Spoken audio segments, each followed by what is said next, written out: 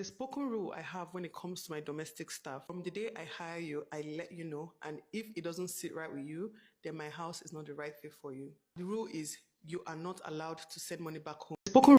This particular content creator is being dragged for saying that if she has a domestic staff and she's paying you monthly, you are not allowed to send money back home. You are not allowed to send money to your family. She's going to tell you how you're going to save your money, how what you're going to do with your money and all of that. But most importantly, you are not allowed to send money back to your family. And people are like, you cannot control your domestic staff finance. Let me show you the video. Rule I have when it comes to my domestic staff. From the day I hire you, I let you know, and if it doesn't sit right with you, then my house is not the right fit for you. The rule is you are not allowed to send money back home. I know a lot of people will not understand this because for you to even come to work as a domestic staff, it means that your family needs the money. I understand. But in my house, it is your money and not your family's money, period. I give them the option of, oh, you can take your money every month and do whatever you want with it. Or I save your money for you, and obviously your money will grow the longer you work. I'm not just growing because I'm saving it for you, but also like interest and stuff like that, because I have my ways of like saving this money for them. Honestly, if you choose that I should pay you every month, I want to use the money to do whatever you want, then I look at you with side eye because it also means that my house is not the right fit for you. So I see my house as a transition to the next phase of your life. For you to come here, it means that you're trying to build something. You're trying to save towards something. You know what you want for your future. And this is just like a stepping stone. That is how I see it. When you're living with me, you don't need to buy anything. You don't need to pay for shit. Like you're paying for absolutely nothing. You're well taken care of. And I make this very clear to them that day. Like as long as you're treating me well, of course I'll treat you well in return. But if after I give you that option and you still want to take that money, it means your priorities are not straight and you cannot work with me. And then when it comes to sending money back home, is a no-no for me because why do you come to work for someone, live with the person for 2 years, 3 years, 5 years, even more? And then you're going home and you're going home empty-handed. You're going home with nothing because every month you've been spending your money and sending it back home. For me, that decision doesn't make sense. It's not something I can allow because I believe that you are working towards your future. If you're talking about your parents, they have lived their lives, right? They are older. They've been surviving before you came to my house. Like I like to say, they will survive even without you sending the money. You were not giving them money before and they were surviving. So it's just something I don't do. I don't personally like it. And any parents that ask their kids to be sending money back home, I see you as a bad parent because you don't want your child to grow. Okay? That's a story for I understand your submission. I understand what you're trying to say, but I do not completely subscribe to this opinion. I have a contrary opinion to that, and which is allow people to make decisions with their money. How can I be working for you and you're still telling me now to spend my money? Even if I'm making mistakes about the way I'm spending my money, let me be the one to learn from it. Let me learn from that mistake. That's part of life experiences. That is life. You can educate your employees, teach them how, encourage them on the culture of saving, of investing, save for the future and things like that. But you allow them to make the decisions by themselves. You even want to help them to save. As what? So if they grow up or maybe they are grown, they went on their way. We used to be the one to be helping them to save. Or now you say you help them to save the money when they want to go. Fasala we boss because the money you said you save, it is gone. We can't find it. No. Let's normalize not being controlling about people's life. Let people make their mistake and learn from it. It's okay. I understand where you are coming from, but at the same time, don't tell me how to spend my money. Because do you expect somebody to have a family, a sick sibling, a sick parent, and keep the money and say, I'm making the money for myself? Even now that you're an employer, that you have employees, all the money you make, do you just spend it on yourself alone? Don't you have families? Don't you have friends? Don't you have loved ones that you extend this hand of love and try to help them one way or the other sometimes? That is my submission. I understand where you're coming from. This is not to insult you, but at the same time, I do not subscribe completely to your school of thought.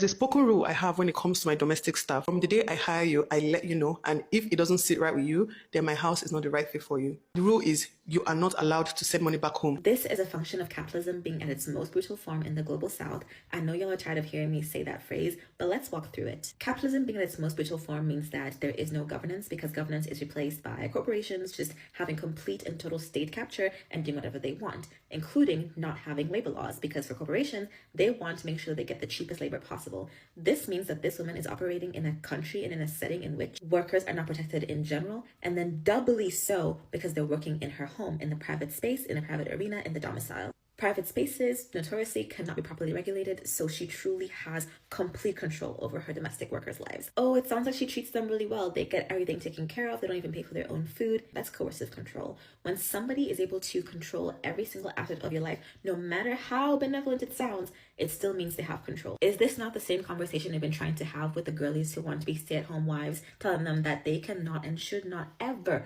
rely on a man fully because now that gives that man the ability to completely destroy you? you. Same thing with your employer. If they're not paying you because they're holding that money for you so that they can save it for you, it means that they're the ones buying your food. They're the ones controlling every other aspect of your life. How are you getting your own needs taken care of? Through the family? Yeah, they have utter control of you. And it's all in the name of making sure that you level up. I see my house as a transition to the next phase of your life. For you to come here, it means that you're trying to build something. You're trying to save towards something. If after I give you that option and you still want to take that money, it means your priorities are not straight and you cannot work with me. You're going home with nothing because every month you've been spending your money and sending it back home. For me, that decision doesn't make sense. It's not something I can allow because I believe that you are working towards your future. That concern is the kind of overreach that exists when there's no institutional protections, but also when interpersonal concern replaces good governance. When instead of living in a country where there are systems to ensure that you do level up, that your employment actually enables you to be upwardly mobile, you end up relying on the goodwill of private citizens, which is an extremely dangerous game to play. When you look at the reasons why we say that billionaires shouldn't exist, it's because they get so much money that they end up becoming governing entities unto themselves. Sure, they can fund schools and education if they want to fund schools and education. All of these important public goods are left up to their private, personal wills and whims, and that is a dangerous game to play. That is the exact game that this employer is playing, cloaking the utter governmental failures that make people rely on the goodwill of private citizens instead of being able to rely on functioning systems under I just care about you being able to level up, knowing that there is no recourse for the employee, knowing that even after, let's say she has a worker who's been there for 8 years, that she could actually end that contract and say, you're not getting your money, thank you. And that employee who's been there for 8 years and never got paid because she was holding that money for them, in a country with no governance structures and no labor laws, that person is shit out of luck. Because not only are you operating within a system, again, lacking governance, but you're also operating in the domicile. It's like double private sphere. It's doubly giving power to private citizens to essentially do whatever they want. And the thing is, this lady knows that she will always have people to hire because the economic situation is that bad. It's that dire. Economic situations and conditions are kept really, really low to force people into accepting abusive situations like this. Say it again with me. Capitalism is at its most brutal and ruthless form in the what? In the global south. That is how it's supposed to function, as an export from the global north into the global south. I have come to realize that a lot of people would be slave owners if they could be. And some of y'all are actually behaving like slave owners currently. I just saw a video of a woman saying that she does not allow her domestic staff to send family back home, despite the fact that she understands that if somebody is a domestic staff, they are more likely than not needing to send money back home to their family. And then she had the nerve, the audacity, the gumption to frame it as if she's the benevolent one.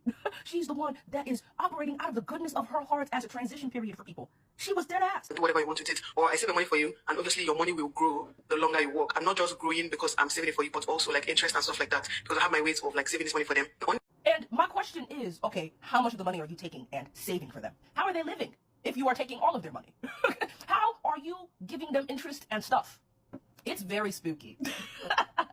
The way y'all treat people that you see below you as incompetent, incapable of making their own choices, and needing you to be the one that leads them out of poverty.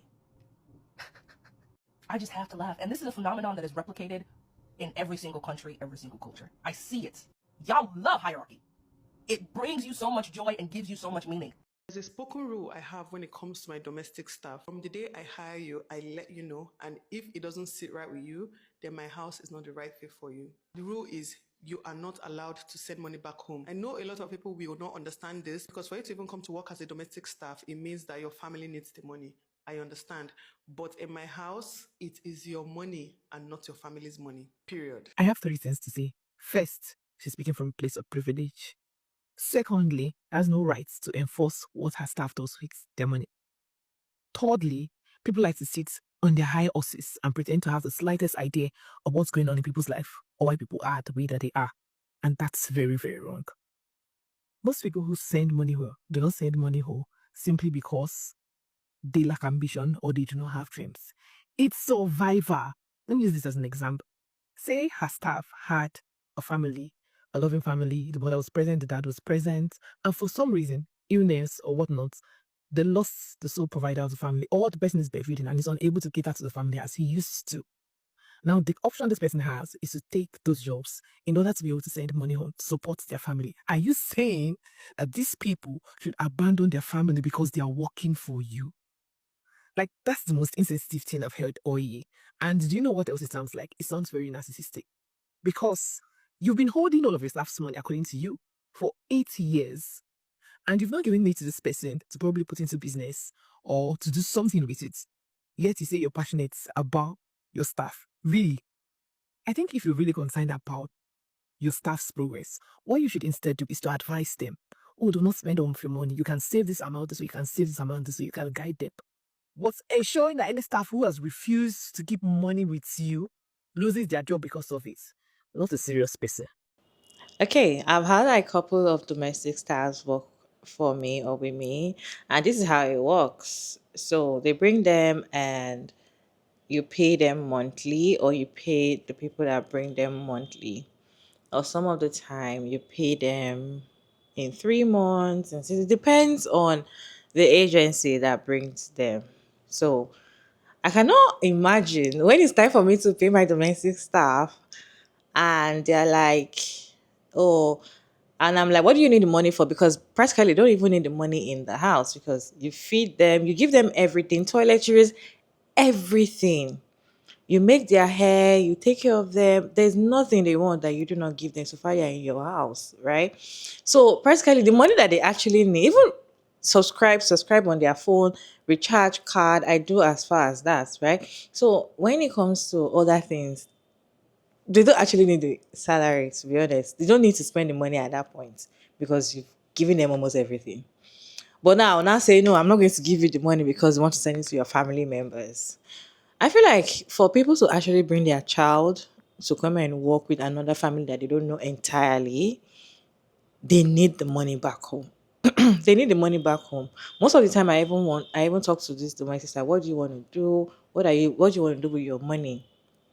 Are you planning on starting a business or something? Do you have something in bulk you want to or do you want to save the money in bulk? Some of them will tell you they want to save the money in bulk and you give them at the end of the year. It is their decision.